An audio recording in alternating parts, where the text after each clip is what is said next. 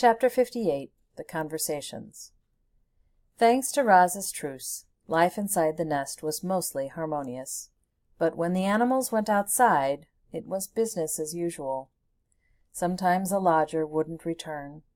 Sometimes a lodger would return in the belly of another lodger. As you can imagine, that made for some awkward moments. So when everyone was gathered around the fire, they tried to keep things pleasant by having conversations like these. "I wonder what Brightbill's doing right now." Chit-Chat lay on her back and looked at the ceiling as she spoke. "And where he is, and who he's with, and if he ever thinks about us back here on the island." "I am sure he thinks about us," said Roz. "I think about him all the time." "I like to imagine that the geese had a fun flight to the wintering grounds, and now Brightbill's floating on a lovely lake, eating yummy food and making wonderful new friends, but hopefully they're not too wonderful, because I'd like to stay his best friend if possible." "That is a nice thought," said Roz. "But I worry that the flock might have gotten caught in this icy weather. I do not think they would handle it well." "Don't worry, I'm sure they're fine," said Chit-Chat. "Brightbill's such a great flyer that I just know he'll keep the flock out of trouble." "He is a great flyer," said Roz, "but I still worry." "Life is short." Dig Down, the old groundhog, was giving another one of her fireside speeches. "I'll be lucky if I see the spring. I don't want your pity. I've had a good run, but I tell you what, if I could do it all over again, I'd spend more time helping others.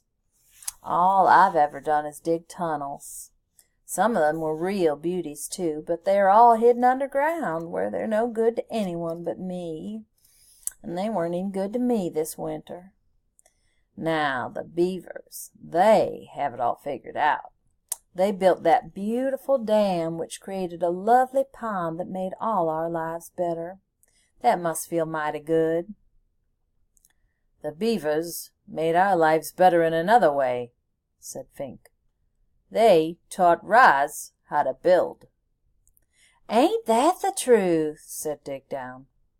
"Roz, you must have saved half the island with your lodges, and to think we used to call you a monster. I'll repay my debt to you if it's the last thing I do." "Your friendship is payment enough," said Roz. "Oh, please, your sweetness is going to make me sick. There must be something we can do." "Your friendship really is enough. Friends help each other, and I will need all the help I can get. My mind is strong, but my body will not last forever. I want to survive as long as possible, and to do that I will need the help of my friends." The animals listened quietly to Roz and thought of their own struggles to survive. Life in the wilderness was hard for everyone. There was no escaping that fact. But the robot had made their lives a little easier, and if ever they could, the animals would return the favor. "I have seen 93 winters, far more than any of you." Crag the turtle spoke slowly, but everyone always listened to his words. "And I can tell you that the winters have gotten colder, and the summers have gotten hotter, and the storms have gotten fiercer." "I heard that the ocean's gotten higher," said Chit-Chat. "But I don't see how that could be true. I mean, where would all that extra water come from?" "You are right. The ocean is higher," said Crag. "My grandfather used to say that long ago this island was not an island at all. It was a mountain surrounded by flatlands, and then the ground shook, and the oceans grew, and the land slowly flooded until the mountain became this island. Animals from far and wide were forced to come here to escape the flood waters. In those early days, There were too many animals living in too small a place. The island did not have enough food to feed them all. But between the fighting and disease and famine, a balance was finally reached, and we have kept the balance ever since. Chit-Chat's eyes grew wide with concern. If the ocean keeps rising, the island will be swallowed up by the waves, and I don't even know how to swim. If the waves ever do swallow this island, it will not happen for a very long time, said Crag.